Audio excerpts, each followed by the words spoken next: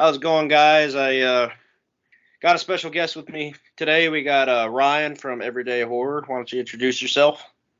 Yeah, my name is Ryan, just like you said, from Everyday Horror. Apparently I'm controversial within the Halloween community on YouTube, but it's a pleasure to be on your channel and talk this Halloween community with you. Oh, absolutely. And go ahead and just forewarn before we get into this, those of you that are fanboys and can't handle criticism, uh, go ahead and click off now because I sense before we get into this that we're going to have some fists shaking at us and we'll probably cause a few phones to be smashed as well. But that's what we do here. We criticize what we don't like about the Halloween franchise. We only do it in hopes of it getting better. If you don't criticize it properly, it's only going to get worse. So let's go ahead and get into it. So we're going to kind of start out with where we stand on the Blumhouse films and where we stand on as like where we are as Halloween fans, like your favorite timeline. Or I know that you're not a big Blumhouse fan. Is that correct? Yes, that is correct. And honestly, it's the fanboys that make me hate the Blumhouse trilogy even more.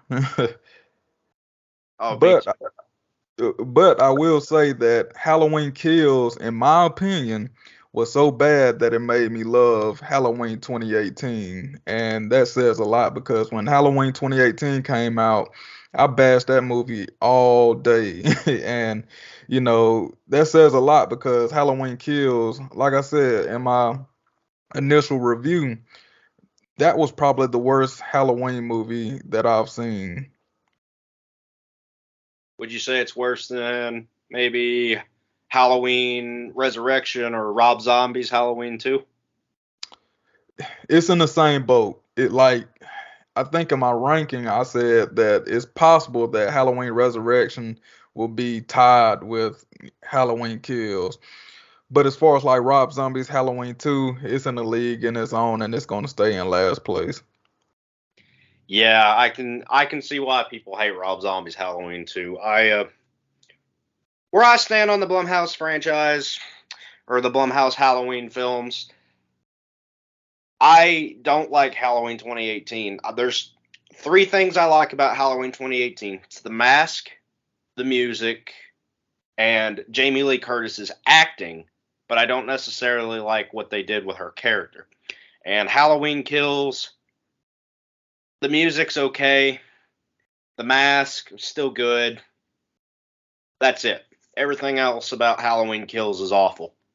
And I I, think I agree with every single thing you said, but I will add one more thing I liked about Halloween Kills, and that's the flashback. They did get that right. yeah, I don't know. I watched the movie again today in preparation for this, and I started picking up on some things about the flashback that I used to enjoy the flashback. But the flashback bothered me a little this time. I think it has to do something with the fact that it kind of in a way retcons the overall message of the first film. Like evil could exist anywhere is kind of the message of the first film. And then I don't know, to me it kind of cheapened it a little bit to know that Michael got up, walked down the street, encountered Lonnie, went back into his house, and then got into the fight with the cops and then got arrested on his front lawn. I don't know. To me, it didn't sit as well with me upon I, rewatch. I I I agree. I agree. It definitely seemed a little bit corny, especially like with the Dr. Loomis. Did he kill again? Well, what do you think he was doing? And even like when the two cops and young Hawkins was, talking after Hawkins shot at Michael, and the other cop was like Hawkins, and so they went talking, and they was just talking about young Michael. And I'm like, didn't you just shoot at Michael? Shouldn't you be going after him instead of just walking and talking? And you know what I'm saying? Yeah. It just threw everything off. I wholeheartedly agree. And plus, this might just be me, but I thought the 78 mask looked kind of weird. Yeah, it didn't look like the mask from at first. Like it looked like it from certain camera angles, but then when you get like nitty and gritty and Yeah, like when he was walking up the Lonnie, it looked very weird, like he was smiling. Like yeah, that was weird. And the way he I, was walking, it didn't look right. yeah, it didn't feel like Nick Castle, and I think it had something to do with the fact I think don't quote me on it, but the mask for the flashback scene was just a 2018 mask spray painted completely white. I think that's what it was, but don't quote me on that. I heard that too. And kind of the second part here is where are we just like as Halloween fans? So like, what are your favorite movies in the franchise, and what's your favorite? I don't know, your favorite timeline as a whole, like the Thorn trilogy or the H2O or the Rob Zombie timeline. What's your favorite movies and like your favorite timeline all as a whole? Well, of course, my favorite movie is the 1978 Halloween. I love that. My favorite trilogy, well, not trilogy, but timeline is of course the Thorn trilogy. I know a lot of people hate that, but I love it. Halloween 4, 5, and 6 I can watch all day.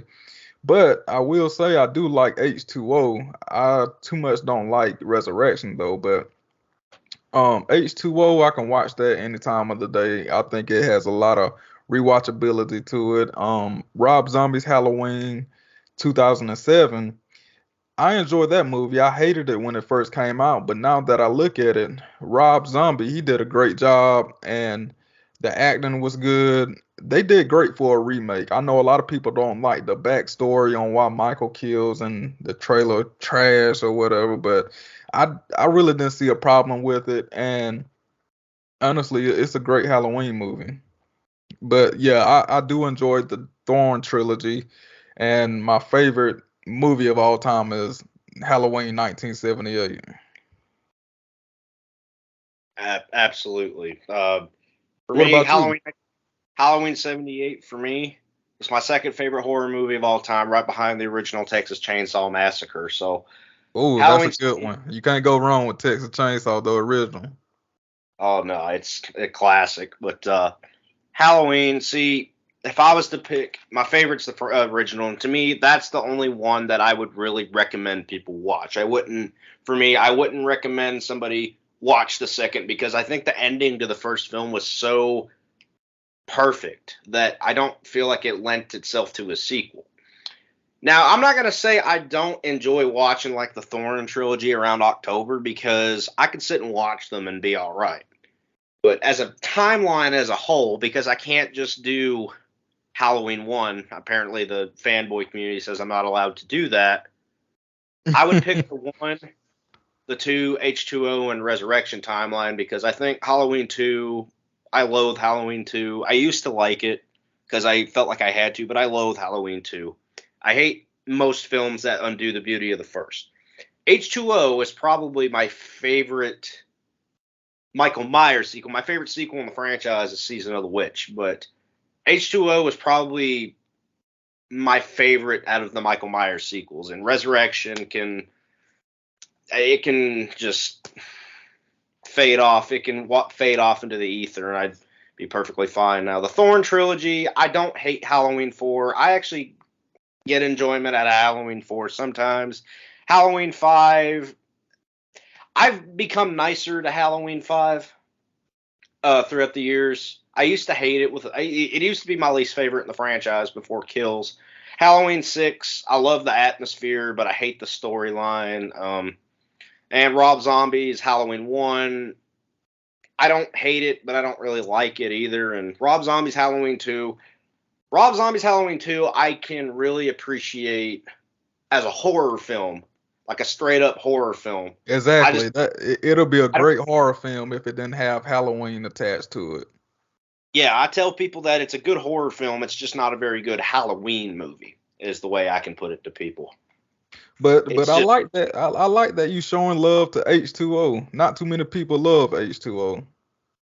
well, I actually used to hate H2O. Actually, I used to think it was just a Scream ripoff, but when I've really rewatched it lately, Laurie is more believable there than she is in the new version. Yeah, cause it's like she's a badass, but at the same time she's scared. Yeah, I So think it makes way more sense for Laurie to be running from Michael, and then when Michael comes for her and attacks her child, she's protective of her child and sends her away, and then walks back into that school ready to confront him and fight him. It makes sense. Whereas in 2018, she was attacked 40 years ago. Michael is caught. Mistake right there. He's caught. That should have been a mistake. That's a big mistake. He's yeah, caught, and she builds this big elaborate trap, specifically in the rare event that Michael just might escape at exactly 40 years later on Halloween night. I don't buy that from and transporting them at night.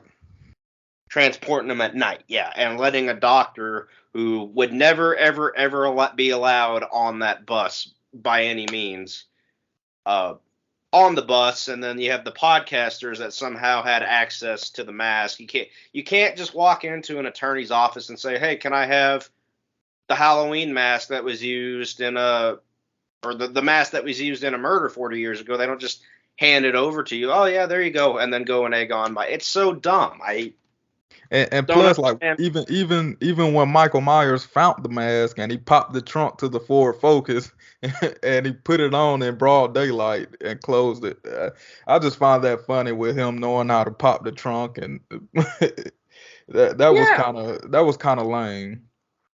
it was all a big contrivance, and that's all. Doctor, what was his name? Doctor Sartain.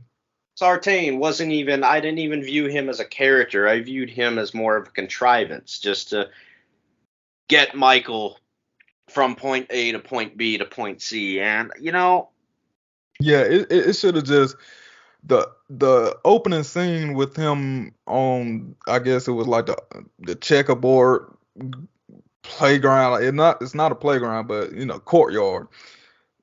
I think with him talking and everything like that, that should have just been the end of Dr. Sartain right then and there. yeah, And maybe you could have introduced him back in Halloween Kills or brought him back in Halloween Ends to give yeah. more dialogue on how Michael was in Smith Grove or wherever he was, and just give more backstory instead of doing what they did with him. And it took you about a minute to come up with that versus the 90 drafts that the writers for 2018 went through. Apparently, they went through like 90 drafts, and somehow that's the best they could come up with when we just came up with something way better in a matter of seconds. That's Exactly. what that's what I don't get. Why does everybody love Halloween 2018? Oh, it's because Jamie Lee Curtis is back. Got the original style mask back. And what I hate about it, they advertised it as The last this. one. They advertised it as the last one, and they also advertised it as the true sequel to the original film. And they were going back to what made the original film scary, and they didn't. They did exactly what they did in the other sequels. And what they do is they downplay, like you said in one of your videos, they downplay and disrespect all the videos, or not all the videos, the sequels, excuse me. And while they're stealing all the iconography from those films, they want to tell you these films are awful, but we're gonna steal scenes within those movies and put them into ours and claim it as our own. Yeah, that's one thing that really pissed me off about it, and it just felt like a whole remake, a rip off of the 1978 one. Like Michael um gets locked up, he escapes, and somehow he finds Lori, and Lori barely escapes, and Michael still lives at the end. Yeah, Oh So yeah, I mean but like I said, I looking back on it, I don't have a problem with it considering what I seen with Halloween Kills. And is it okay to transition to Halloween Kills or? absolutely. Yeah, but like with Halloween Kills, even with the marketing campaign, this is gonna be the most goriest, bloodiest Halloween ever. Michael is gonna be a beast. I really didn't see none of that in the movie when I seen it. It was just like regular horror movie kills, and they were hyping up this campaign. They announced the movies. It's gonna be Halloween Kills and Halloween Ends, and it got pushed back, and the fanboys. That's what really like created this fanboy movement because they kept coming like with theories and all kind of stuff, and it just was getting on my nerves. Like talking about Halloween Kills, how it's gonna dominate the box office, how this, how that, the leaked script, and everyone talking about sources, sources, sources. It's just it just killed my vibe for Halloween Kills, and I feel like a lot of people, everyone hates Halloween Kills, in my opinion. Well, not everybody, because everybody got different tastes, but like these people talking about their Halloween purists and stuff like that, they hate it, but they just don't want to admit it. And you probably know who I'm talking about with that. I do. I absolutely know exactly who But you're talking about.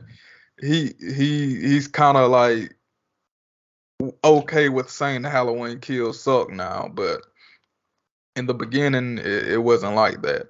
And Cody Leach and the horror show, they said it was horrible and everything. And I was in their comment section, like, soon as I watched the videos, I was like, thank y'all for speaking up and speaking the truth about this, and because others are not.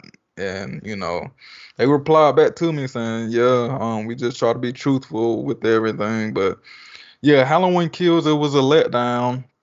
Even like the casual moviegoers that was in the movie theater with me, they was watching it, and then at the end, when Karen got killed and Michael was just stabbing her, and then it just cuts to the end, people was like, "What? That was it?"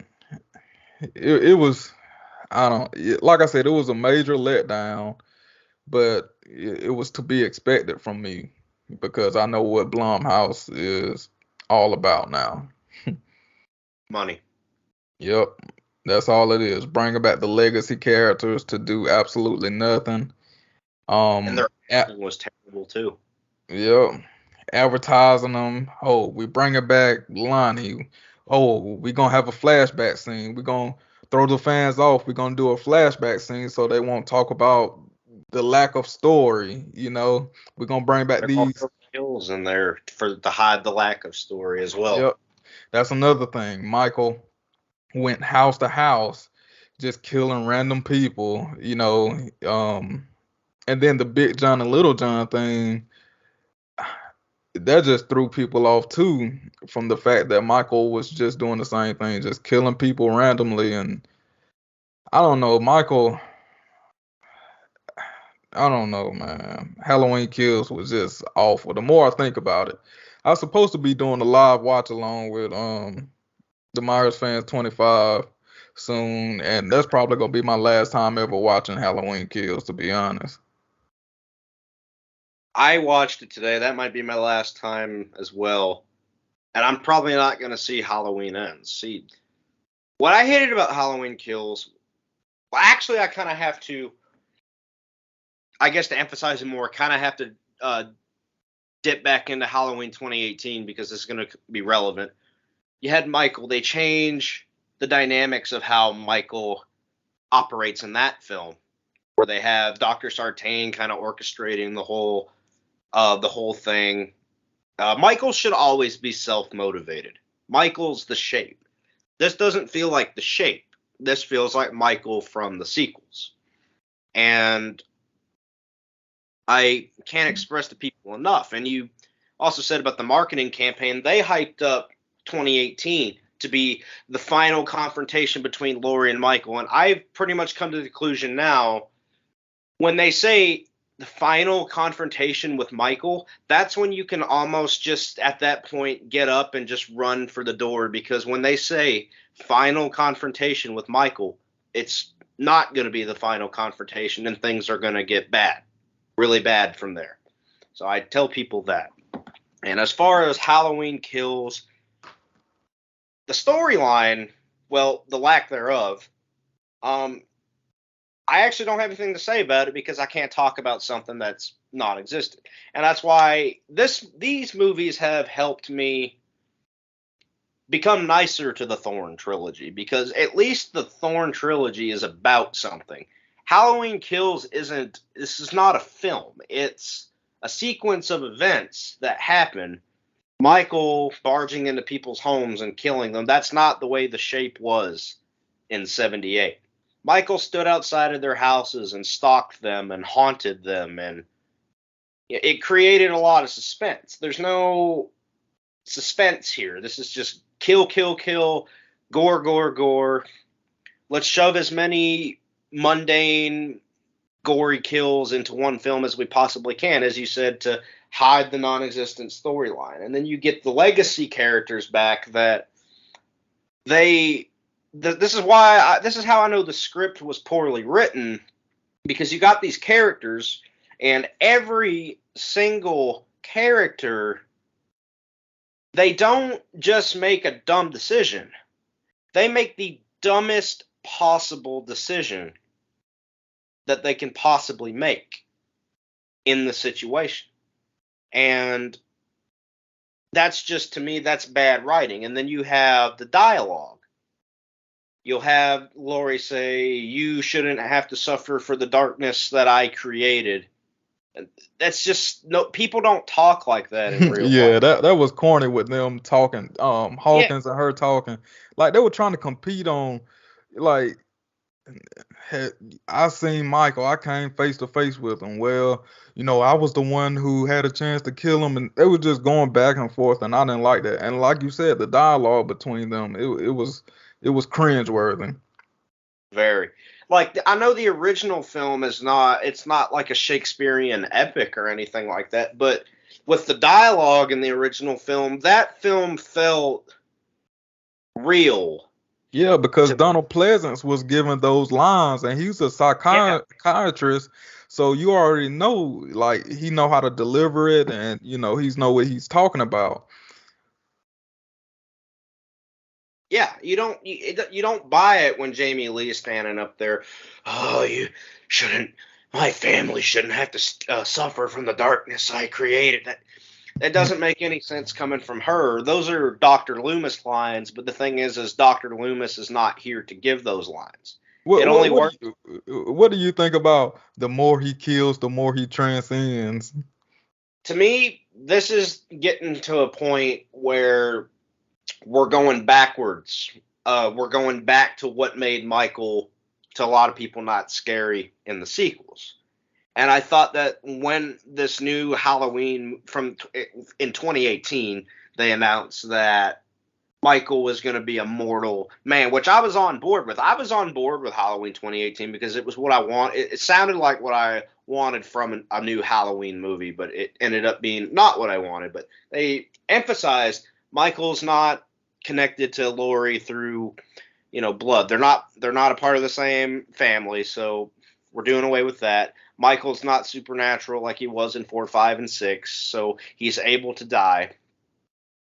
And they do this, the more he kills, the more he transcends. So I'm trying to still put a finger on what that could possibly mean. And I think where I think they're going with this is they're going to connect that with that stupid, that idiotic radio tower theory that I keep seeing. And they're going to somehow, and I'm going to say this, that's cool to a lot of these Halloween fanboys, to have him be supernatural and connected to a radio tower, but those people will bash Halloween 6 for the Curse of Thorn when essentially they're the same thing. They're still, Exactly. It's creating Michael Myers and making him a zombie. yeah, and I thought that that's not what we were, thought that that's not what we were doing with these new films, but you can easily tell that David Gordon Green and Danny McBride want to do the brother sister angle, and they want to do the supernatural thing. But I Yeah, think I think at first they didn't want to do it because they thought it was gonna be a one-off. But looking back on it, if they had a chance to do it all over again, they definitely would do the sister brother storyline. They definitely would. yeah, and I hate the sister brother timeline. That's why I hate, or not the timeline, but that's why I don't like Halloween 2. They should never have been brother and sister. But Yeah, I feel you on that. But like I said, if they did the sister and brother storyline, then maybe Allison would be set up to be the final girl. But with the connection between her and Michael, I just don't see a connection between the two. I mean, even in Halloween 2018, they was in the back of the cop car, and Michael wasn't even concerned about her. You get what I'm saying? yeah, and But that yeah, let's talk about this right quick. I hate to be taking over your no, you're good, podcast, man. You're good. but how do you feel about Allison and like people trying to push her to be this top final girl? That's like almost like a wrestling term, almost push. Yeah, you can look at it kind of like from a pro wrestling perspective. They're trying to push her, Yeah, but there's no, like, throughout the last two films, there's no development of her. She's just caught up in the midst of this Michael Myers crap, and that's going on in 2018, and then she goes back out and kills, which, honestly, when I think about it, there's a whole conversation that could have resolved all of this crap, that Allison could have just told what's her name, Karen, that Michael has no, or then Karen could have told, Karen could have told Jamie Lee that Michael has no interest in her and that it's not all about her. But that could have resolved this whole angry mob crap. But going back to the whole Allison thing, that just kind of popped up in my mind. Going back to Allison, there's no build up of her character. She's introduced in 2018, and then she shows back up for a little bit and kills, fights Michael Myers for a second, and then leaves. So there's not really a development of her character. There's no building up of her, and I can't say I'm curious to see where they take this in, because I don't care at this point anymore. But what I think they're gonna do, and they're gonna obviously bring back Kyle Richards. I think bringing back Kyle Richards is a mistake, because when you're trying to push Allison, you don't want to have all these other characters interfering with her. Exactly. It's like in wrestling, like when you're trying to push a young superstar, you don't want to have somebody like Hulk Hogan go out there and beat him in a clean manner. Like an old washed up Hulk Hogan go out there and beat him cleanly, 1, 2, 3. Hulk Hogan's the champion, and the new guy is buried for another wrestling term. Like, that's kind of what I think is going to happen with what's her name, Andy or Allison. They're going to kind of push a little bit. I don't know. I just feel like Allison and the fans like her. She do got the look of a final girl or whatever, but with you pointing back to Kyle Richards, her character, like you said, is not needed. They should have killed her off, because 2018 they had 3 female women, and Halloween Kills is basically the Stroll women again. And now with Halloween Ends, you still gonna have 3 women. It's gonna be, instead of the Stroll women, it's gonna be Kyle Richards, Andy, and Laurie Strode. So it's like, I could see if Laurie Strode was dead and Kyle Richards was dead, and Andy was the only one living. Yes, she'll be the final girl then and can carry the whole movie. But I just feel like they wanted to get those. Well, what TV show she's on? What Um, housewives? Real yeah, the housewives. housewives, they want to get that fan base out. They want to get the women to watch. So that's how I feel anyway. That's my opinion. Well, yeah, they gotta get asses in the seats, and I just I want to know what kind of marketing campaign they're gonna put together. Um, I don't think it's gonna be a surprise flashback scene or anything like that, but I'm surprised they got something up their sleeve that they're gonna hold back and try to brainwash people to get more people into the seats. oh yeah, that's what they did with Kills. They were hyping it up, and people were complaining, "Oh, aren't you showing us too much in the trailer?" And they're all like, "Oh, man, you guys haven't seen anything yet." And then when I watched the movie, I'm like, "You guys showed us about 85 kills, 85% of the Exactly, kills." exactly. You know, you know, I think they're gonna clickbait us. Well, not clickbait us, but they're gonna set us up for like season of the witch, and there's gonna be some stuff in that trailer. Maybe a little bit of the music and theme you'll hear. Maybe the mask will be shown a little bit more, but I believe they're gonna set us up with season of the witch. I wouldn't be completely opposed to that. No, I would be interested in that, but like We'll I just said, wait and move on from. I don't think they need to touch that because I love season of the witch. Yeah, it's a cult classic. I mean, people say they want to see a follow up to it. I'm really in the middle with Season of the Witch. It's like I like it the way it is. I agree. I think they should just leave it alone. Yeah, if you can't keep the same characters from back then, like, cause most of the actors are probably dead, I mean, just leave it alone. Absolutely. And I don't care what they think about what's her name, Allison. I prefer Rachel from Halloween 4. Yeah, Rachel, she's arguably the number one final girl in the Halloween franchise. As much as I'm a huge 78 fan, I prefer Rachel over Laurie because Laurie to me has just been tainted by these new movies because they've made her. It almost feels like I don't think Jamie Lee Curtis is actually like this, but it feels like Laurie is making it all about her. And I kind of feel like that's what Jamie Lee Curtis is doing as well, making it all about Jamie Lee Curtis. Like, this is Jamie Lee Curtis's show, which, in my opinion, the real, true heart and soul of Halloween is Donald Pleasance. Oh yeah, Um, absolutely. When Donald Pleasance passed away, the franchise died. absolutely. But what you saying about Lord? I mean, Jamie Lee Curtis is right. She's the Triple H of this thing.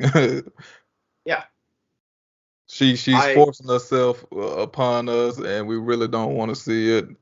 And she's pulling strings backstage, it's just like Triple H.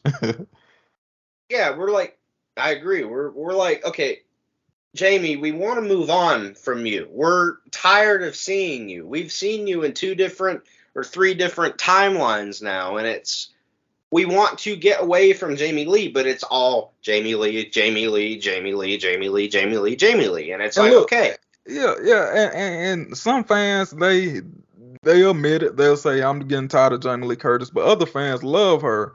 But all right, on the outside looking in, if Danielle Harris was to like do these three different timelines in the movie, right, which she's close to doing, but you know how many fans would be like downplaying her and talking junk, even if Jamie Lee Curtis was on the outside looking in doing interviews, hypothetically, if Danielle Harris was doing all these different timelines, she would be like, it's just a hot mess and all that.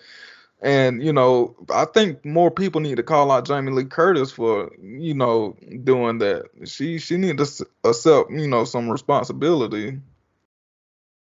yeah, and those other timelines would be a hot mess because Jamie Lee Curtis is not involved with it.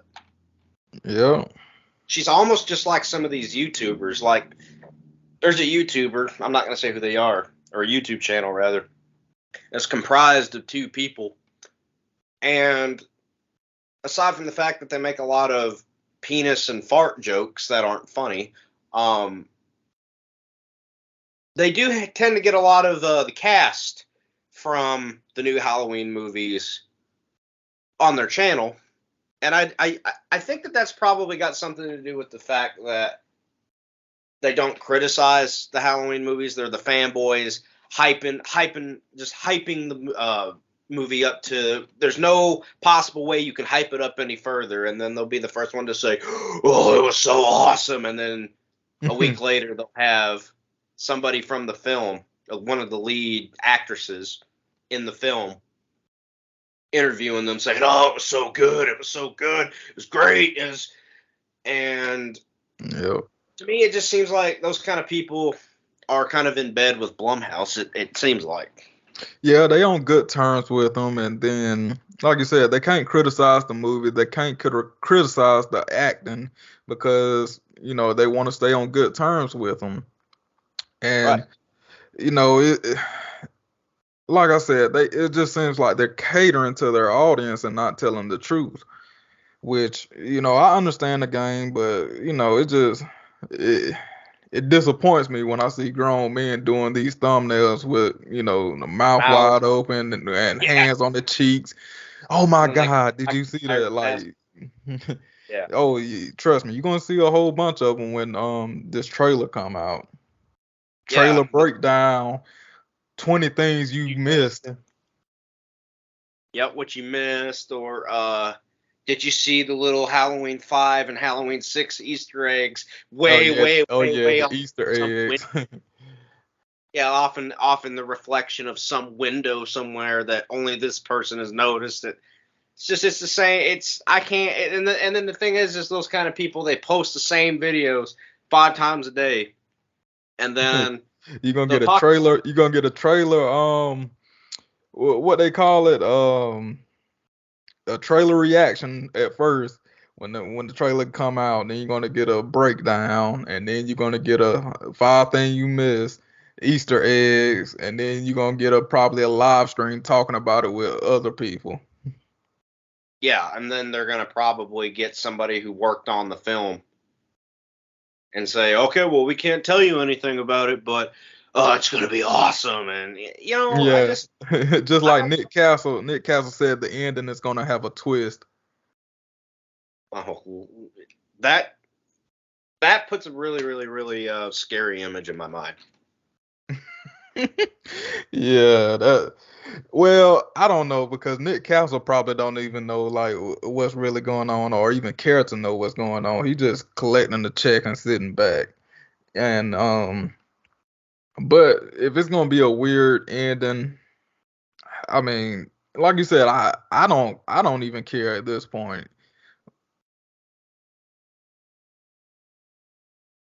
No, I don't But care at but all. Like I said, I'm potentially not seeing the movie. I'm telling myself I'm not going to see it. I'm not gonna go to the theater to see it.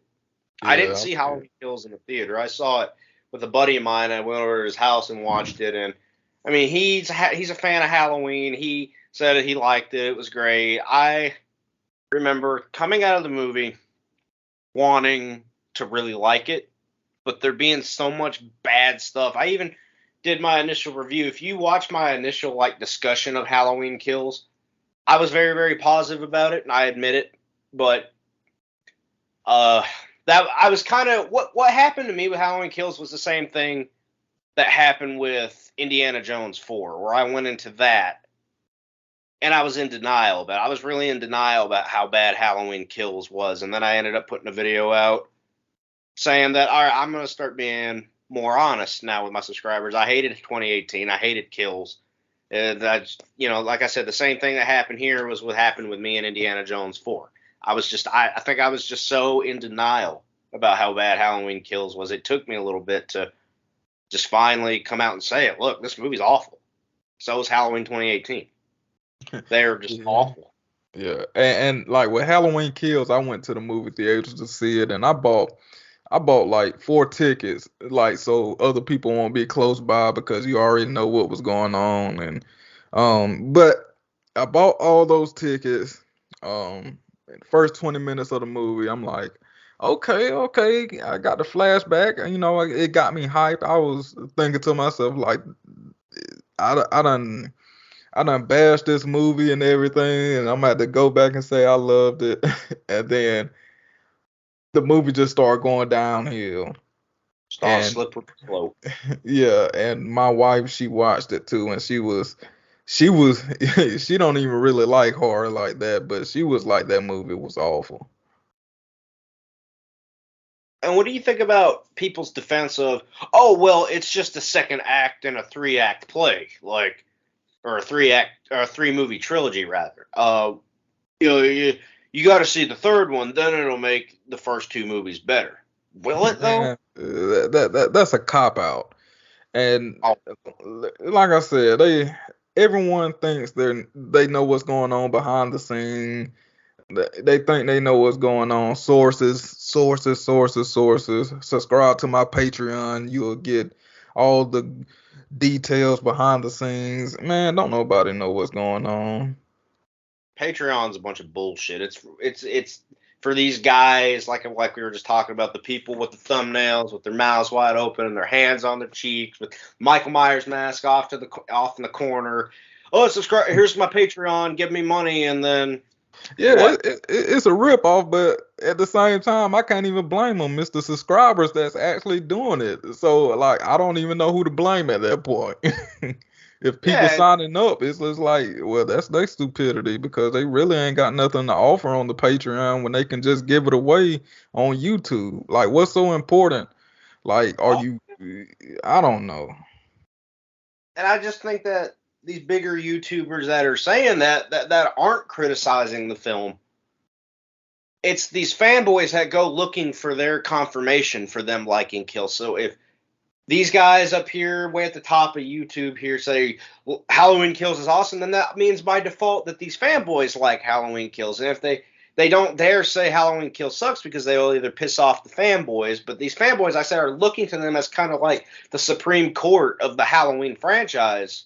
They say Halloween Kills gets a pass from us. Oh, okay, so by default now, because we got that confirmation bias, we now like Halloween Kills, and we have to go ostracize anybody that doesn't like Halloween Kills or Halloween 2018. It's ridiculous. Man, you should see how I be getting attacked in these Halloween. I'll post a video in like in these Facebook groups, and they just I think it's so funny how they just attack me. I post a video, like they'll still watch the video even though they like say my video is crap or whatever, but they still come over and watch and all that. So I believe they think I'm telling the truth, but they really don't want to say it though. That's just like Me too. one, Yeah, I get a lot of that stuff too. yeah. One video I forgot what I was talking about, but anyway, somebody commented down below. Oh yeah, I was talking about Dave McCray and some other YouTubers. And he was like, I agree with everything you were saying about these other YouTubers, but Dave, he's not like that. So you agree with everything I was saying about these other YouTubers, but Dave McCray, I'm wrong on though. Well, see, Dave used to not be like that, and I like Dave McCray. I don't know if you actually saw he made a video that was in response to your video. I don't Yeah, I know if you. seen that. I like Dave McCray. Like I said, he's arguably the number one, Halloween YouTuber. I listen to him all the time and all that. Like, I love his channel, so it really ain't no hard feelings. But it's just like if I see you, like a regular person in person, like I'm gonna talk to you, Yeah, hey man, what was up with that? It might not. People probably just don't like my delivery, how I'll be talking. Like, I think I, people are I think he misinterpreted what it was that, like, you weren't. I didn't. I saw the video. I didn't think that you were attacking him, but I think that's the way his subscribers that went over there and saw it were making it out to be. I think what you were doing was pointing out, saying, "Hey, uh, I I was I was I was literally confused. Like I was like, "What the hell is going on, dude? You a Halloween purist, and you talking yeah, about it threw me off. Like because with Halloween 2018, I'm pretty sure you watched that. How his reaction was he was disappointed oh yeah, he with this liked the initial movie." with this initial reaction. He was disappointed, and he wasn't shy about doing all that. But he was probably like 10,000 subscribers.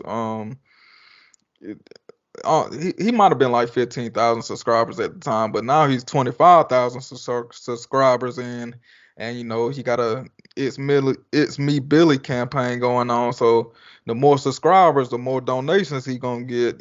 So he tried to be positive.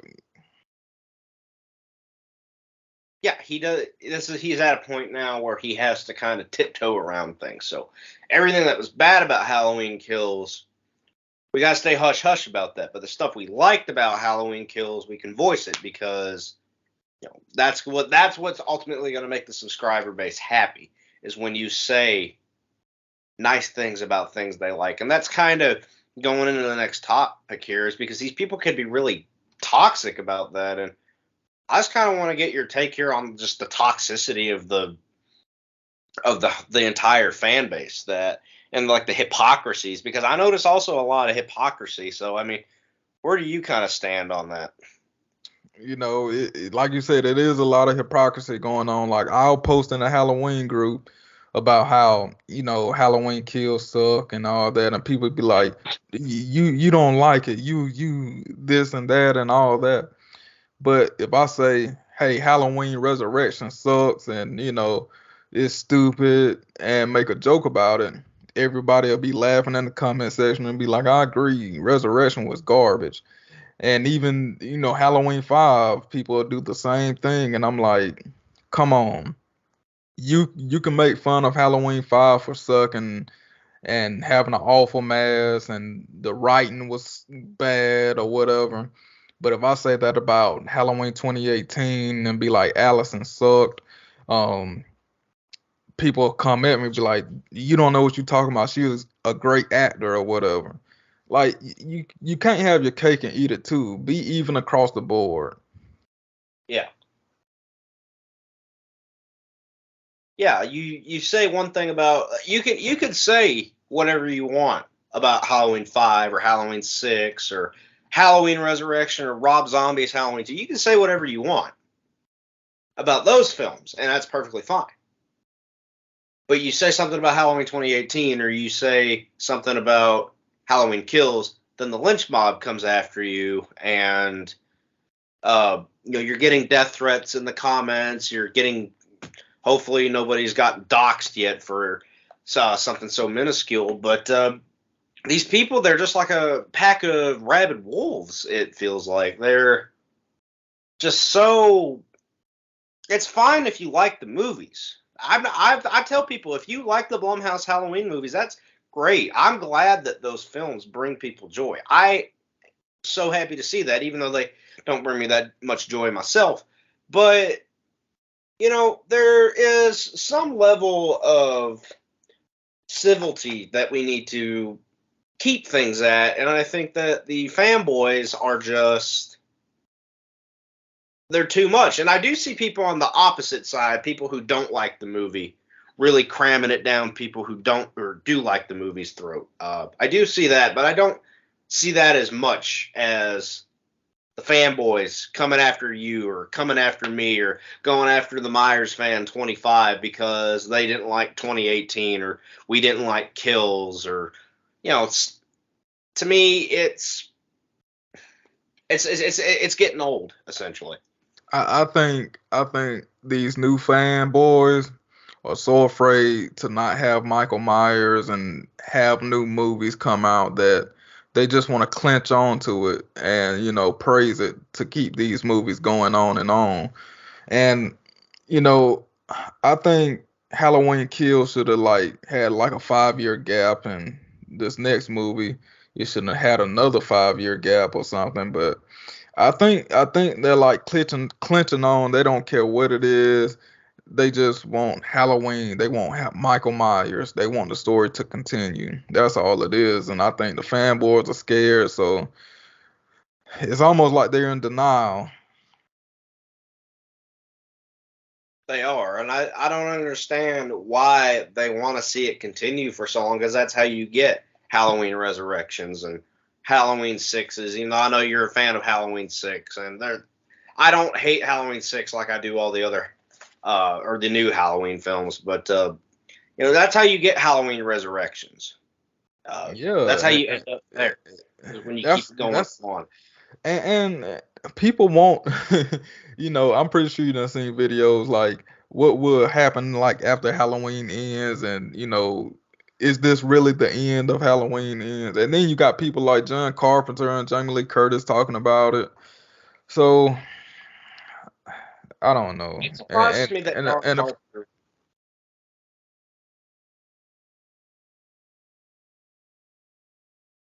Oh, I'm sorry. oh no, go ahead. It surprises me that John Carpenter. I didn't mean to interrupt, but just I don't know. You mentioned that, and it just kind of says it surprises me that John Carpenter would want to see the franchise continue. Hey, that's because he got money. When Yeah. when he getting that paycheck and he's doing the music and that's it. Hey, I can't fault him right there. Yeah, even though like 30 years ago he was saying Halloween 2 was an abomination and a horrible movie, and Halloween 3 was excellent because it respected that Michael Myers was dead. Um, I don't know that's, what John Carpenter issue is with Halloween 2. I think he's like he's cocky, and I just feel like he know Halloween 2 is a good movie, and I don't know, it just seems like I don't know. John Carpenter is kind of weird when it comes to stuff. yeah, I agree. Even though I'm not a fan of Halloween 2, I used to like Halloween 2 because I always felt like I had to, but I don't know. For me, Halloween 2, it was just they tried to convince you it's the same night, but the mask, even though it's the same mask, it looks totally different. And Jamie Lee's wig and the brother sister thing, and I Dick mean, there's Warlock. Dick Warlock. I mean, there's parts of that movie I like. I like the scene where the nurse goes in and finds the doctor dead, and then Michael creeps up behind her and puts the. I did like that because that felt like Michael from the original film. But other than that, I wasn't really all that. Not really a. I don't really like Halloween 2. I used to.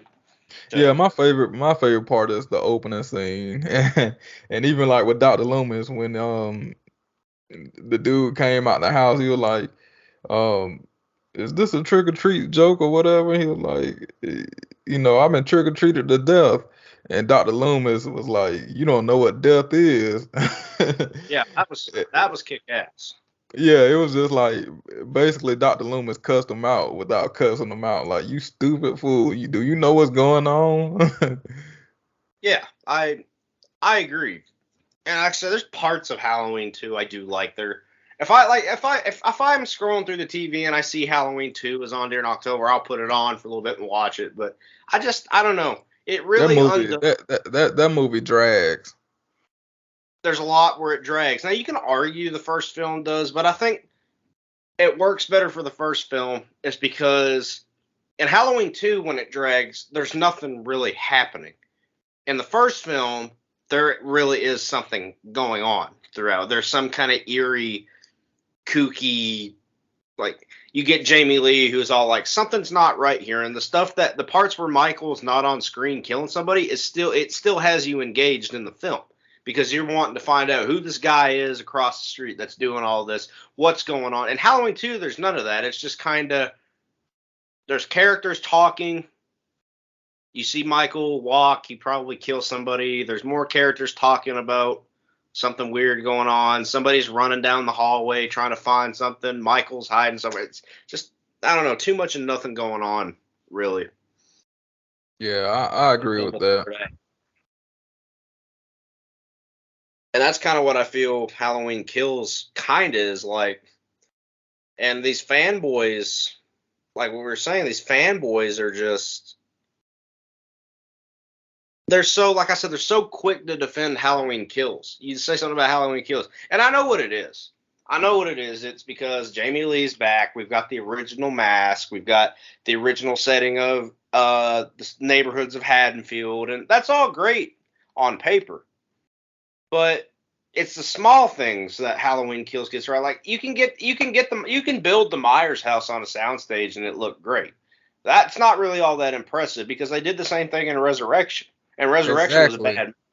Exactly. But like it's easy to get the mask right, which that's one thing I never understood about the sequels. What was it about the mask that was so hard to yet, but like it's the little things that it's the big things and kills that they got right. The mask, the easy stuff rather. The mask, the house, the outfits from the Michael, 70. yeah, Michael Myers, the casting of Michael Myers with James Jude. Yeah, even though I wouldn't even put James Jude in my top 5 Michael Myers personally. Oh, wow, really? I'd maybe put him around 7. If I had to rank him, it'd be Castle. Who's the guy from H2O? Brad Lorre. Not Brad Lorre. Chris Duran, Brad Lorre, number 3. George P. Wilbur, Halloween 6. And then George P. Wilbur, Halloween 4. That's how I'd rank my Michael Myers. Oh, okay. A lot of people. I got mine would probably be, of course, Nick Castle 1, then James Jude 2, um uh I like Brad Lorre in some scenes of Resurrection. Let's see. Don Shanks. I gotta show love to Don Shanks. He did great.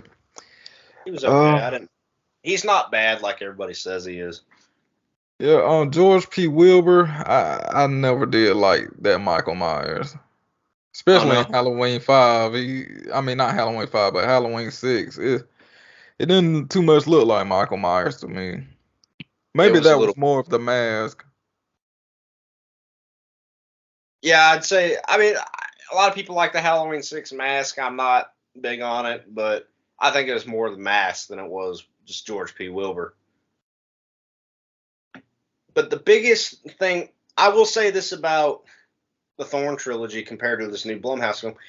As much as I don't like that they undo the beauty of the first film, those 3 films in the Thorn trilogy still feel like Halloween to me. It looks like Halloween. The music's Halloween. They got that. I don't know. They nail the atmosphere in the Thorn trilogy, which is I think what a lot of people's favorite aspects of the Thorn trilogy is the atmosphere. These new Halloween movies, there is none of that atmosphere. None at And all. And yeah, with Halloween Kills, you got to see none of that because everything took place at night. They had a couple of trick-or-treaters with masks on. But other than that, you really couldn't tell. They didn't have nothing. And then, at the end when James Jude got his mask snatched off, it looked like Christmas lights, but it was supposed to be Halloween decorations. And even in Halloween 2018 with the Halloween decorations, you could tell that they was freshly set out and new. Like, I don't know, they could have got some used Halloween stuff to make it look more realistic. And with them shooting in South Carolina, North Carolina, and Savannah, Georgia, that's the South, and they got certain trees and stuff like that. It, on Blumhouse, they could have did a great job, but they dropped the ball on it. they But failed. one thing I want to ask you though, how do you feel about these Halloween YouTubers talking about sources they have behind the scenes, and everybody else is wrong when it comes to they predictions or so forth. Personally, I think that these sources are not actually sources. I think that they're more. Okay, let me put it this way. I think this is how things get leaked, like scripts and trailers. These sources, I think, are the cause of things being leaked, personally. Like you see all this leaked, like these leaked scripts and leaked trailers. I just think these sources have something to do with that. I'm not entirely sure. Um, I do think that these guys saying they have sources is just a way to one up people who may have the audacity and the balls to question what they say. But are these sources, are they actual sources, or are they just some guy that that spends all day on the computer tracking every time that Jamie Lee Curtis is, I, I don't know. It could just be some guy just stalking the production of Halloween Ends. They could be going to the actual sites and taking pictures and Yeah. asking everybody, "Hey, what's this?" And of course, they're not going to be told that, so they got to go create some weird like that's kind of what I'm hoping the radio tower is somebody just speculating, but I don't know. I don't think I know enough about the whole sources to really comment. I mean, what do you think? I just think it's a way to lure in more people to your channel. I think that's what they're trying to do. And it's only a couple channels that do that.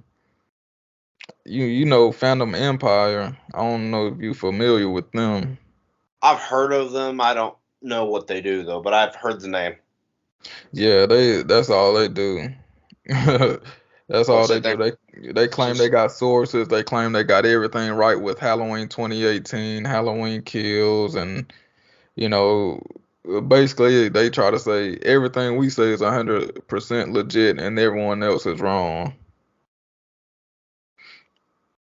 Well, it sounds to me like Phantom Empire needs to learn some humility because not everybody has sources, and it's great that you have sources, but you know, just because somebody speculates on a film that there's not even been one trailer dropped for it, I don't think that gives anybody a right to go in there and say, okay, well, you're wrong. My sources tell me that this and this and this is going to happen. And my thing is like, that's kind of going back to the whole things being leaked. Like, this is how things, to me, scripts and all that get leaked. But I don't know. I could be wrong.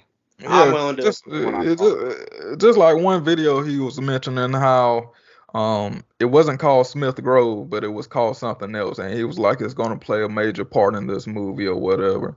So basically, he was saying Michael Myers is gonna be, in Smith Grove. Again, Yeah, again, and if that happens, no one, and I mean no one can defend this movie if he gets locked up again and detained. No one can defend that. I'm going to be, if I do happen to see the film, I am going to be enraged if they do that. And this is kind of what I think they should do with Kills is they should make Michael disappear and live out in the woods or something like that. Because that's kind of what I think they should have done with 2018.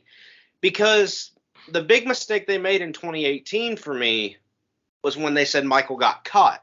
You know what would have been more realistic? Uh, this would have, meshed better with Lori's reactionary lifestyle and her, um, her building this big elaborate trap to trap Michael. It would have made more sense if Michael walked off into the ether in '78. Nobody ever heard or saw from him again. Yeah, And or like yeah, that would have worked. Or they could have played it off like Michael, he did get captured or whatever, got locked up in Smith Grove for a couple of years, and he broke out, but no one never reported of it, or because they didn't want a big deal out of it. They just didn't let nobody know. So they were searching for him, without the community letting people know or whatever. But he just pops up and people don't know he's alive, and until one Halloween night. yeah, hell starts getting raised.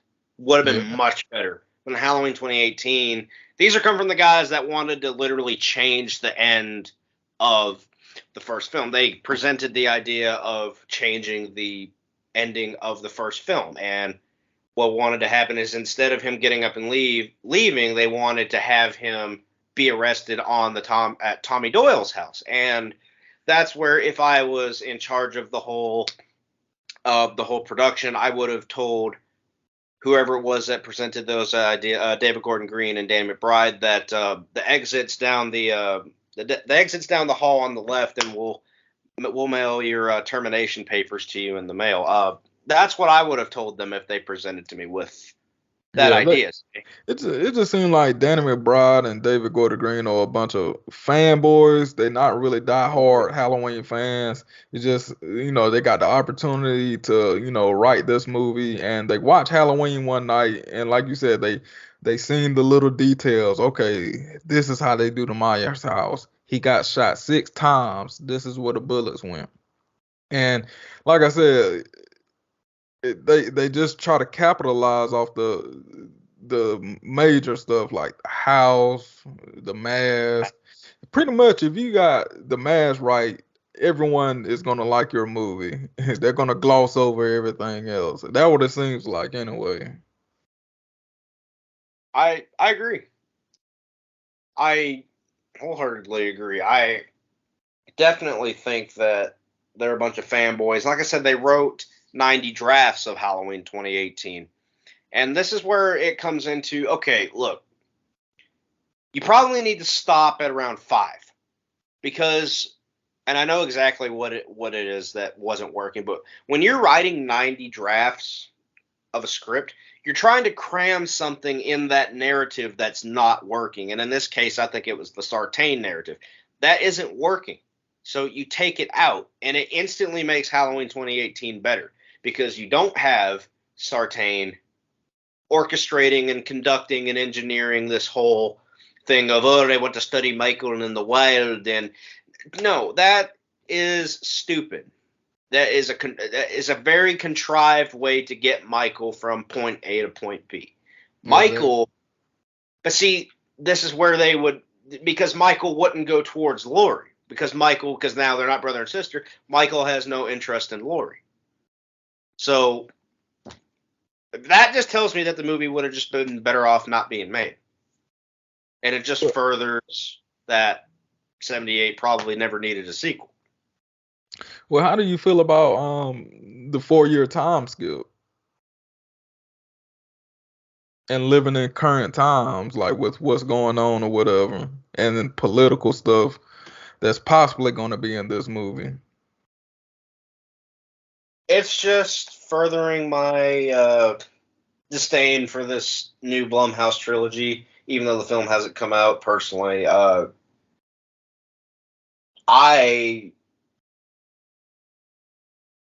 think I know exactly what this film's going to be. It's going to be a bunch of political propaganda more than a Halloween film. They're going to try to shove politics in it. They're going to try to shove just like that. There's a time and place for that, but I don't think a Halloween movie is the time and place to be getting political, you know? Do you think Jamie Lee Curtis is the reason why she, signed Yeah. on to come back and do this trilogy? Yeah. Hey, I'll sign on and, do these movies if you let me, get my message across in all 3 movies. Yeah, it's the politics that she's glomming onto. Yeah, she's just trying to push a narrative through these movies that they're not even Halloween movies at this point. They're just political propaganda because Jamie Lee Curtis is an activist. And that's kind of what she does. You know what? I make this joke all the time to Myers fan 25, but how I hate Halloween 2018 and Halloween Kills with a passion, and all the fanboys love it.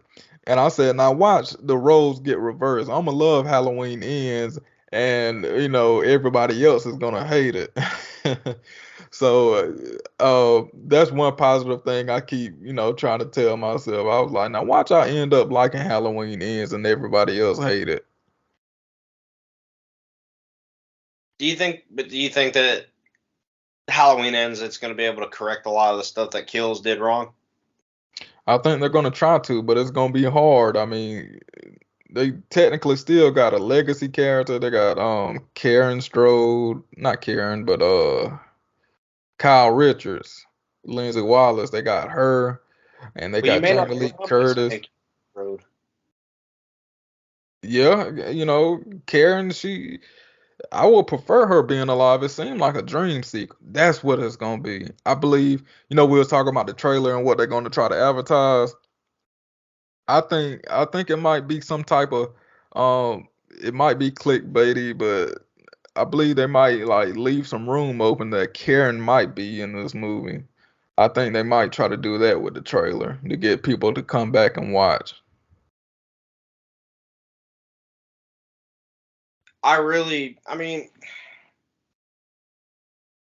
I kind of think I was saying before Halloween Kills came out that either Allison or Karen was gonna die, and I was leaning more towards Karen, and I was right. Karen supposedly is dead, and I just thought, okay, if they do that, it's gonna give some more. What was it that Dave McRae said? Give more weight, more bottom to the story. Uh, Yeah, and if they retcon that in Halloween Ends, then you're kind of just retreading what you did in 2018 in Kills, because there has to be some sort of catalyst for what happens in Ends, personally. But yeah. I think what you're saying is right. I think they're going to go the route of it being a dream, and it's probably going to be just another shit show of a film, because This movie got to climb on to something because at this point Halloween ends, you know, I just feel like what more can they do? They got to do something major to get people, to come to the movie theaters. They got to do something major with these trailers, like to shock, people. Like, oh man, what's going on? You know what I'm saying? So with Halloween Kills, it was bringing back the legacy characters, and everybody like that, and then talking about the high body count, and then somebody was gonna die. So they got something up their sleeve. yeah, they got something up their sleeve. But the question is it going to be worth it? And I say no. For Yeah. right. I just, I mean, I can't get over how bad people, like, they'll say. I still, it always bothers me that these people say, wait till Halloween Ends comes out and then you'll appreciate Kills more. Okay, look, Halloween Kills, they're trying to make it out to be the Dark Knight of the Halloween trilogy, or the Halloween trilogy, or the Empire Strikes Back of the Halloween trilogy. Okay, though Halloween Kills is not up to the quality, well, for one, of the Dark Knight or the Empire Strikes Back 2. When two films in a trilogy have been bad, there's probably not going to be a lot of hope for the third film. Yeah, because Especially, you're gonna have to start coming up with a motive. And the fanboys need to make up their mind. First, they want some. They don't want a motive. They don't want to know why Michael kills. But yet, they get happy when they hear something about a radio tower making Michael Myers kill. yeah, and that's when we're going back to the way it was in the old sequels. We're going back to giving Michael Myers a motive. And I mean, if you like Michael Myers like that, that's cool. But for me, I kind of like my Michael to be a little bit motiveless. But the rate, like, what? I mean, it could just be that the final act takes place at a radio tower and they climb up and fight on a radio tower or something. But the way they're advertising this and the way they're trying to push this is that it's going to have some kind of effect on Michael that makes him go batshit insane and start killing people. That's where I think things are going to really start coming off the rails. Is they're going to have to. What would you say if they went back to the Cult of Thorn? They say, well, the Cult of Thorn. I would love it. I would love it because I know the fanboys would, praise it. And that's when I'm going to be making my videos. Then I'm going to be like, oh, so you like this, but you don't like that. And I'm going to do the same. Blumhouse lied to you and said that he's human, and he's doing this and doing that. But you know you like this new trilogy, but you hate the Thorn trilogy. You hate them being supernatural and all that, but you praising this. And not only that, they're copying the previous movies that most people hate. But because it's Blumhouse, it's automatically good because Blumhouse can do no wrong. Exactly. Yeah, we're probably gonna be the first people if they do that because they are saying that Halloween Ends is going to make a lot of people mad, and it's going to be more divisive than Halloween Kills. I'm like, okay, a Halloween movie can actually have potential to be more divisive than Halloween Kills. So I basically, know, right? That mean that movie gonna be awful. yeah, they're basically saying, hey, so the third film in our trilogy, it's going to suck really bad. So prepare, is what they're Yeah, practically saying. I think at this point they probably like after Halloween. This another thing too. Why it's on my mind. You know, like the pre-screenings of Halloween Kills and the critics was coming out. The movie critics was saying Halloween Kills wasn't that good of a movie. It didn't have no story, and all the fanboys were making videos talking about these critics don't know what they're talking about. They don't know I haven't even seen the film. horror and everything like that. And the critics was right Yeah. But they talking were about saying, like, oh, this was shown at the Venice Film Festival, and those are not real Halloween fans. It's like, it doesn't take a real Halloween fan to watch this movie and say that it's garbage. exactly. Then they want to bash Rotten Tomatoes and talking about, oh, that's not right. That's not a real. You know what I'm saying? 40% on Rotten Tomatoes is not all that good. And I think that Halloween Kills earned its 40% on Rotten Tomatoes, but like you said, back when all those reviews start coming out, these guys they don't know what they're talking about. Then you go see the actual movie, and you're like, holy crap! These guys weren't joking. This movie's pretty ass. It's pretty awful. I know, right? But I will say Halloween Kills did surprise me with the box office numbers, even though I do think it was fabricated just a little bit. I think they fabricated them numbers. I do too. I don't think that that's actually what they made at the box office. And see, that's what the fanboys were all. That's what they were all concerned about when all that. It's like, oh, well, it's gonna make more than Venom and whatever movie's coming out at the box office. They were more concerned about how much Halloween Kills was going to make at the box office than how Yep. good the movie was actually going to be. That's all they talked about. Could Halloween Kills make more than Halloween 2018? And I don't know, like I something was up with them numbers because it wasn't that many movie theaters open for them to like be doing them kind of numbers, Yeah, especially like with Venom, like you said. I think Venom did it come out the same weekend or the week after or something like that. I think so. Yeah. I just don't understand how it would do that many numbers at the box office, and you got it on Peacock. Something wasn't adding up about that. Yeah, that's what I'm saying. That it just, I don't know, it didn't make as much sense to me. Like you were saying, there's not enough theaters open for movies to be making that much money. But I mean, were they factoring in the Peacock as well? Because you had to pay like $10, like $10 or $15 to get the movie with no ads. So I mean, Yeah, but they could have been they making money they off of that. you won't see them incorporate that into the box office numbers. Yeah, no, you won't see them do that. But like I said, they're even still going on about Halloween Kills at the box office because apparently I think it made more money than Scream did, the new Scream, which I thought that movie sucked too. Yeah, But that yeah, we should do talk about Scream one day too. I mean, I've not got a lot of positive things to say about Scream because I'm not even really a fan of the first film. I think the only film I enjoyed in the Scream franchise was the third one. But Oh, okay. Well, that's definitely a difference of opinion. yeah, but like I get a lot of crap for that one too. But they were all like, "Well, it made more than Scream at the box office." Okay, it's more of like my franchise is better than your franchise at this point.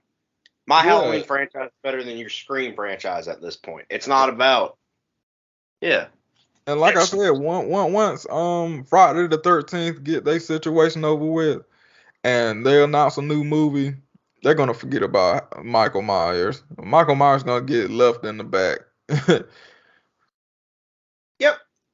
And that's what you were saying in that video where these guys that are making all these Halloween videos, like when Halloween Ends comes out, what else are they going to make videos on? And either one or two things to me is going to happen. One, their channels are just going to die and everybody's going to quit watching them, or you're going to start seeing a bunch of Friday the 13th or a bunch of Nightmare on Elm Street or a bunch of Hellraiser, because there's a new Mhm. Hellraiser movie coming out. You're gonna see a lot of that. You're gonna see a lot of Texas Chainsaw Massacre, Yep, and and you they're can't just forget you can't forget about these fan films that they're gonna try to do and try to get an Indiegogo campaign going on. and none of their fan films I find to be that good either. Nah, not good at all. Well, Dave McCrae's it was okay, but Yeah, the it, night he came back, it was all right. yeah, that was okay, but he didn't even ask for donations for that. But the It's Me Billy one, I mean, just I think no, I'm not even gonna get into that. Or it was all crowdfunded. Yeah, That's gonna end up and pissing off people. yeah, I'm not even gonna get into that. I mean, they can do business how they please, but I'm not gonna pay money to get a fan film. If I want a film like a Black Christmas or Texas Chainsaw Massacre film to be made a good one, then I want to see a real studio do it. Exactly. I just feel like, you got 60,000, donated and you don't even have 60,000 views. It just but nobody didn't ask for it. And, you asking for a sequel and you probably gonna be asking for like 100,000. Now Vince DeSanti, I think that's his name, doing, Never Hike Alone and Hike in the Snow. I can see, how he's getting the money. People want to see that Friday the 13th and Jason. That's why, he's getting, you know, Because a there's a lot of demand. back. Yeah. And like I said, like don't nobody want to see It's Me Billy, you know. I hate to say it like that, but it is you can I tell by watched the views. Yeah. I mean, I watched it. It was all right. I like the original film better. Um, I asked him one day in the comment section. It was like on a live stream, and I asked him. I was like, "Does it really take $60,000 to, do all this and that? I mean, you you could have got away with some stuff, that not costing $60,000, but yeah. Like I watched that, I was like, did it really cost six? Did it really cost $60,000 to make this movie? That's always been my question. We could be wrong. I mean, yeah, we it very. could be wrong. It depends how much he was paying the actors and stuff, but of course he wasn't gonna say that. And I want to let anybody know that's coming across this that we're not attacking these guys. We're not attacking these people. We're fans of Dave McCrae and Yeah, guys yeah, like we that. fans of him. It's just we having this conversation from the outside looking in because we probably won't have a conversation with Dave McCrae, so we just expressing ourselves, you know. Um, so that's just how I feel on it. That like I said, Dave McCrae, he's one of the best Halloween YouTubers out, and I listen to him all the time at work. So. I Um, do too. it ain't nothing but respect there. But like I said, like I even call out some of my friends, if they doing, something I want to question, I'm like, hey, what was up with this? And I just feel like people fail to realize like they don't want to be criticized and, you know, like I say, some people come to my channel and say my channel is crap. And, I know I don't put that much effort into it. I upload a video, just put one picture up and, that's it. I really That's what don't I put do. that much effort into it. Oh, I mean, that's what I do as well. I don't feel the need to create a cute little thumbnail with me, with my mouth open, with my hands on my face, and the Scream or Michael Myers or Leatherface mask off onto the side saying trailer breakdown. I don't feel the need to do all that. And I know exactly why those guys do what they do. It's because they're in it for the money. It's almost like a business. They're trying. That's pretty much them And trying see, to. That, as yeah, and see, that's where I got the problem at. Look, if you're gonna do it as a business, just let everybody know, hey, I'm doing this for the money, so this is what I'm gonna do and all that. But don't get on here and be like, oh, I'm not doing it for the money, but yet your channel saying, hey, I'm trying to get monetized by doing all this stuff. So Yeah, that's what I have a problem with. I don't have a problem with that. Like drum dums, I don't really watch drum dums, but I like. I mean, I do every now and then. I like because like he has it structured as a business, and he's very upfront and say, this is kind of a business to me. This is my livelihood almost. Exactly. That's fine. Cody Leach too. And I like Cody Leach a lot. Like you said, he's probably my favorite out of the bigger ones, and I'm not counting Dave McCrae, but Cody Leach is probably one of my favorites because he's real. Yeah. He's not gonna watch Halloween Kills and come out of it and say, "Well, I thought it was the best one since the original." He even admitted within the first 20 minutes he was in love with the movie, and then it started down the shitter. And he Exactly. admitted that. And you don't see a lot of these guys come out there and say, "Oh well, I liked Halloween Kills for the first 20 minutes, and then it started getting ugly after that." Cody Leach is like literally the only one I can think of besides like out of the bigger ones, out of the bigger YouTubers that will come out and say, "I did not like Halloween," or "I was disappointed with Halloween Kills. I was disappointed with Halloween 2018," and he doesn't care if he receives backlash for it, and that's what I really respect about Cody Leach. Yeah, I agree, man. He puts out a lot of content. I think he went being on YouTube full time now, so he's been grinding. Oh yeah, He I cracked the mean, code. He cracked the code that a lot of these guys aren't gonna do. And another thing that kind of get on my nerves too, like when they be like, if you want to make sure your question get answered, send in a super chat. I was just about to bring that up. That's That gets on stupid. my nerve. Because it's like if I don't have any business talking to you unless you're going to support my channel. Exactly. So it's like, why is my question? I have a question to ask you, and why is it invalid? Because I'm not giving you money to go Exactly. along with. But I will say, Dave McCrae, um, he answered questions that's not super chats pretty often. Yeah, That's one thing I do give him on that. He'll try to pick out questions and answer them. But other channels, they'll just they'll have 5 people watching their stream talking about, if you want to make sure your question get answered, send in a super chat. Now I'm like, you don't even have people in your messages, sending you questions. I know it's just like it's such a desperate thing to do. It's like look if you want look if you were saying look you get on stream I'm about to lose my house and you know, me and my family and all that are splitting up. I don't have any money. Could you guys please send me some super chats? Fine. Okay, sure. But I would okay. I mean, okay. I'll send a super chat then. But you got these, like I said, you get these guys. They got a stream going. They got like 5, 6 people watching. Well, if you have a question, make sure to send it in a super chat. That way, I know, right? And but with Dave McCray, I'm pretty sure he make a lot off super chats and whatever. And I'm just like, that can start going to your campaign for your sequel idea instead of you know asking for a lot. I'm pretty sure he can gather up a lot from super chats or whatever. yeah. I mean, yeah, that would be a logical. That's the logical way to go about it. But Cause and I like. I never understood when people be like, when we get super chats, we just put it right back into the channel. But how is that possible when you got all the software, you got all the computers and stuff? Like for Dave McCray, for instance, he already got what he called a voiceman studio. So what's exactly going back into the channel? Can't answer that question.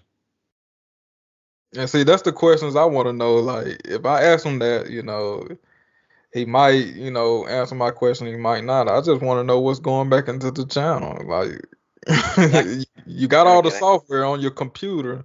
You got the microphone because you're a professional voiceover actor, and you got everything you need. So, what exactly is going back into your channel? Yeah, and I agree. A lot of these guys, like, hey, they'll have like new stuff. It's like as time goes on, more and more super chats come in, and then you notice in the background they've got all this horror merch. They've got PlayStation 5. They've got Yeah. masks. They've got a big one of those curved TVs and everything. It begs the question: what's going into your actual channel and your growth? Exactly. Exactly. Those are the type of questions I, like to bring to the table and ask people, but I would be wrong for asking that. Well, yeah, because you're shitting on their parade. Hey, I could help them out. I mean, instead of telling people to send super chats, just put your cash app up there, and YouTube won't take all your money. But it's easier to ask for the super chats because these people that worship these guys are so delusional that they think that they're their best friend. They'll think, oh, this guy, this YouTuber is my best friend. I'm going to send him all the money because he answers all my questions because I send him like $25, $30 worth of super chats. Yeah, So it's when you get these really delusional, it's a way for them to get these really delusional people that think that they're best friends with these people because they send them lots and lots of money. They're only after your money. They don't, you really think these guys give a rat's ass about you? I mean, yeah, they look at smaller YouTubers like us. I mean, I don't know if they really do. I feel like there is some part of them that looks upon guys like you because you're actually on YouTube being truthful. No, you may not have as many subscribers as these guys, and the reason that is because a subscriber count to me doesn't matter. It's the content. I found your content, and I enjoyed the content because I thought that you were being truthful. It wasn't about the subscriber count. It wasn't about making money. It's a place that you could come and listen to somebody be truthful about Halloween or whatever. And I don't know. I look for that more than I look for some guy with a flashy thumbnail and really, really, really produced studio with a microphone and masks and all that in the background. To me, because those guys aren't as truthful. yeah. Like when I made that video about Dave McCray the first time, and he responded to me, I got like over 50 subscribers off that video, and I must have been saying something right, and people must like my content. You know what I'm saying? So I feel like I irked the nerve with him because I didn't expect him to respond. Making a 17-minute video, and I think people got interested and thought, hey, this dude got a different perspective over here. I want to hear what he's talking about. Yeah, and you would get the people that they would respect your what you were saying. But I remember him saying that you were trolling somebody. Yeah. How is it trolling when you're just being frank and honest? Not frank and honest. Excuse me. Yeah, you're being frank with them and you're being honest. I don't understand how that to them is trolling. And it finally dawned on me that when you're shitting on their parade, that's when it's called trolling. When you're pointing out what they're doing and their inconsistency with how they are, their inconsistency because Dave was all, I'm a Halloween purist, 1978's the only one, or Halloween 2, Halloween 1 and Halloween 2, that's it. And then the next thing you know, he's just head over heels with Halloween Kills. Yeah. And don't get me That's started like with lost my train of thought right quick. oh, you're good, man. Oh yeah, that's what I was gonna say. Like how everybody be like, um, this would go with like most YouTubers. Oh, I love your video, you doing good or whatever. They ignore them in the comment section. Everybody sending positive energy, and then if you say something negative, they'll respond and get defensive about it. Yeah. Like I said, I could put Dave, or not just Dave, just whoever. You're the greatest YouTuber ever. I hope you're doing well. Just this essay of positivity, won't get read. But if I went on there and said, you know what? I think it's odd that you, as a Halloween purist, would sit there and say that Halloween Kills is the best sequel since the original. I would say that, yeah, that's pretty. That at least be scratching my head a little bit, and then they would say, all right, well, listen, you just don't know what you're talking about. And I don't know. It just, to me, I agree with you. It's just very hypocritical, I think. Yeah, it is.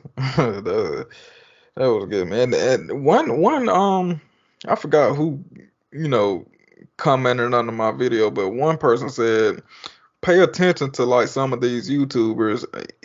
I don't know who he was talking about, but I never paid attention to it. But he was like, they be sending super chats to themselves off different accounts, and you can see them typing it in and doing it on the computer. Oh, And and I never paid attention to that, so I'm gonna try to start looking at that. I've seen a couple of them do it. I'm not going to name names because I don't want any bad. I don't want any flack. But Yeah, I have caught a few people doing that before because I would see that. Like what I would do is I'd see them. They'd be typing on the keyboard, and then just like a microsecond later, a super chat would pop up. And every time they went to kind of mess with their keyboard a little bit, and they were trying to hide it. You could see they were trying to hide it. They're messing with the keyboard. Super chat pops up. And I yeah, started putting pieces of the puzzle together. It's like, oh my, are you sending money to yourself? Seriously? yeah. I'm curious to know who that is. Tell me behind the scenes. You know Oh, I who will. that. Yeah, who that is. But Uh, I found that interesting, and I'm surprised I didn't catch on to that. it's like if you're going to do something like that, at least go off camera. At Yeah, least say, hey, I'm going to the bathroom, and then do it on your phone or something like that. well, they know Now, a all lot the of, tricks. They know all the tricks. yeah. Well, like I said, these Halloween fanboys will sit and worship those people before they ever put any stock into what you and I have to say because ultimately we're on the other side. We're not on the side that's going to sit and say everything they want us to say about Halloween 2018 or Halloween Kills. So they're not going to put any stock into what we have to say, and that's fine with me. I don't want people watching my channel who are going to, I guess, just I guess verbally assassinate me over something that I have to say about Halloween Kills or Halloween 2018 or Halloween Ends when it comes out. I'd rather have people that are going to at least, if they disagree with what I have to say, that's perfectly fine, but at least respect what others have to say. And I think there's not a lot of that going on in the Halloween community. I think, personally. Yeah, with my algorithms, I check them out every now and then, and like if I post a video on Facebook and everybody in the comment section is saying how much they hate the video. Oh, there he goes again posting. But all these Facebook people are watching my videos. The algorithm is saying, and so what's really going on? You hate me, but I got you watching though, and I'm speaking some truth. You keep coming back. I could tell. Um, I keep getting subscribers off these Halloween videos. There's a lot of people agreeing with what I'm saying, but they're not gonna actually, come out and say it. And there's been a lot of people saying, "Hey, man, you right about this. I noticed this too." So, I feel like it's the right thing to do. Like, just speak your mind, and like I say, they ain't really calling people out like, "Hey, I hate you. I hate the way you do this, do that." No, it's just like having a conversation. Like, I know I'm not gonna be able to have a conversation with you because you're not gonna put me on a live stream. So I'm gonna just have the conversations like I'm talking directly at you. I'm just getting it off, and people just feel like that's rude and disrespectful. I don't see how it is rude, disrespectful. You got, like I said, you got people watching, and maybe some of those people watching do like Halloween Kills, but they still want to hear what the other side has to say. And I think that that's a good thing, because the way we were talking about Halloween Kills, that's not a factual way of looking at Halloween Kills. There's no factual 100%. I don't want to say truthful, because we're being truthful about how we feel. But when we talk about the film's quality, some people may like Halloween Kills, and it's like that saying, one man's trash is another man's treasure. So we don't like the film for our own reasons, and we're going to be truthful about it, just like I would expect if somebody did like it. There's a guy, I think his name is 616 Entertainment. He did a review for Halloween Kills, and he liked Halloween Kills. But what he did as well is acknowledge that there were issues in the film. And he wasn't like some other YouTubers that were all on first watch, oh, that's the greatest thing ever, and then slowly start, yeah, but here's what I didn't like about it months later. No, he was up front saying, I didn't like this about Halloween Kills. I didn't like that. I didn't like this. But ultimately, I had fun with the movie, and I enjoyed it. And that's fine. See, that's what you're supposed to do. Give the positives and the negatives. Don't just give the, positives, Exactly. And I'm not going to be one of those guys that sits there and say, gives the negatives. I mean, if I had to give positives to Halloween Kills, the music, the mask, That's pretty much it. that's pretty much it. But those are positives. Yeah, And that's it. that's what I said, in my review. I said, okay, the music, sounds good. I like the Halloween theme, and the mask was good, and I added the flashback. But I would say, other than that, I can't think of anything else.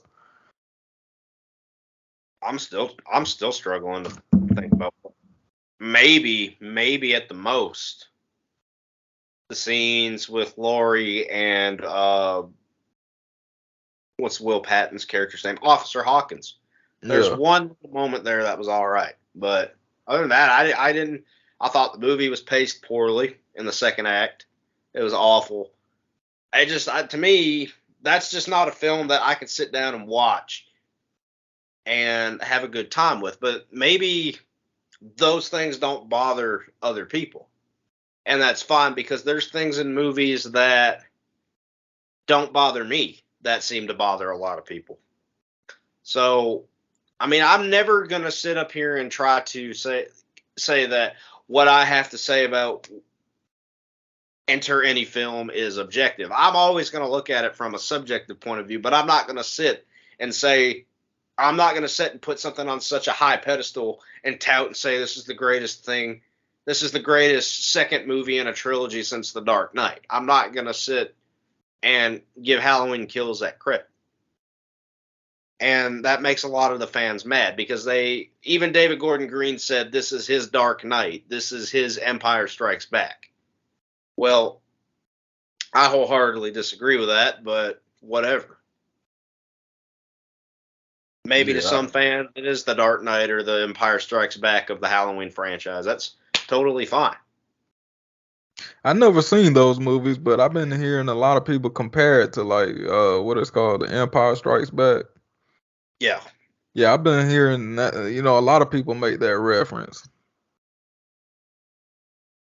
I mean, it's not on the quality of The Empire Strikes Back, but I mean, I guess fundamentally, you can make that comparison fundamentally, because it does kind of end on a cliffhanger, and that's really the only thing it has in common with The Empire Strikes Back. It ends on a cliffhanger.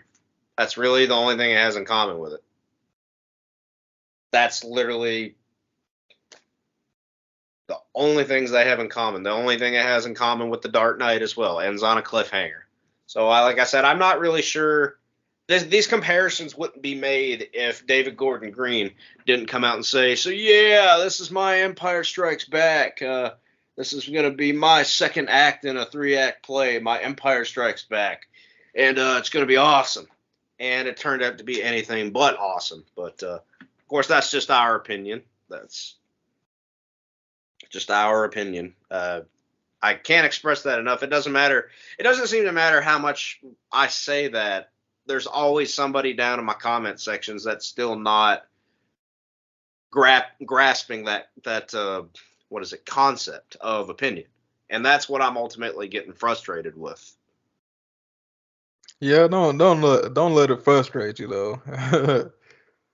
You Like I know. got this guy, and I'm not gonna mention his name. He's got Michael Myers as a profile picture. Shocker. Um, Always leaving comments about, and I don't block people. I don't, unless they're saying really hateful stuff. I don't block people because that's just, I don't know.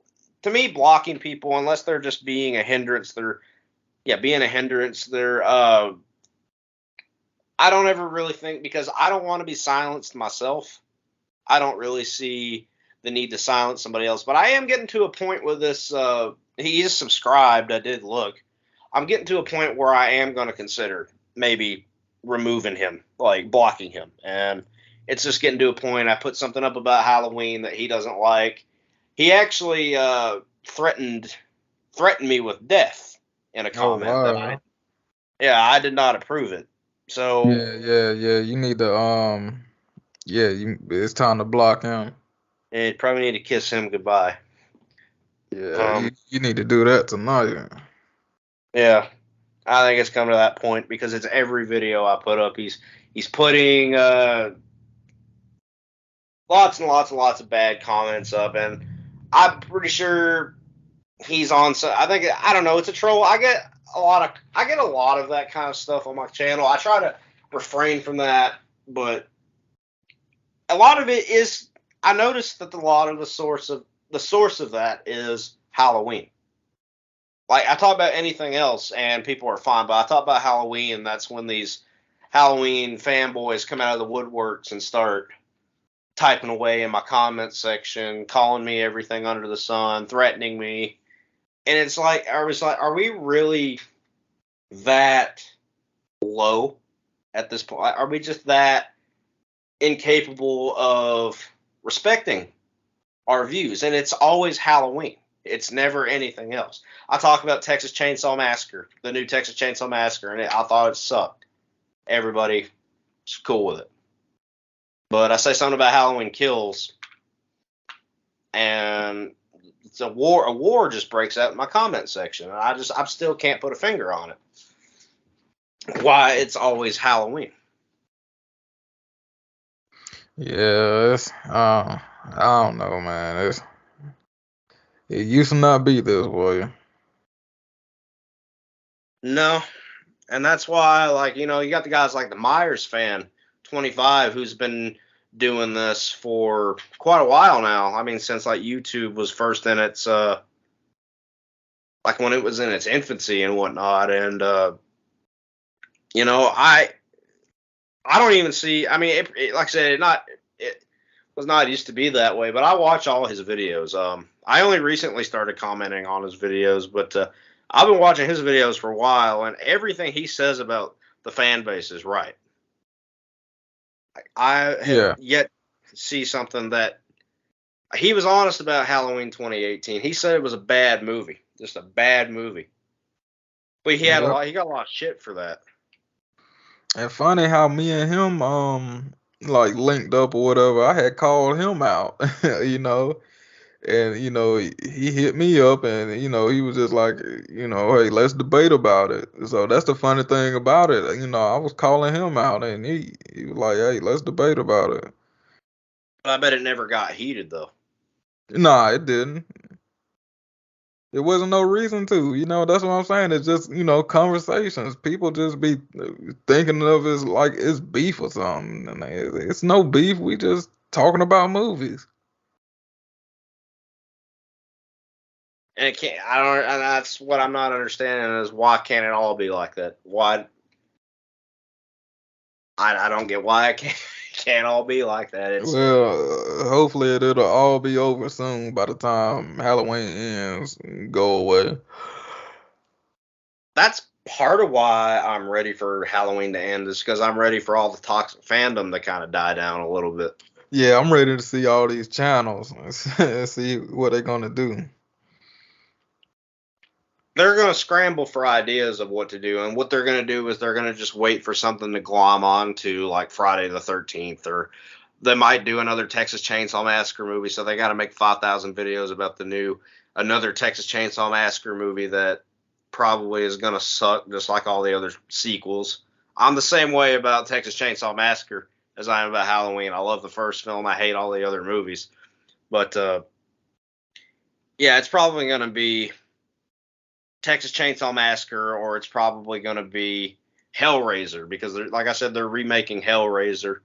So you're probably going to see a lot of Hellraiser videos in the near future.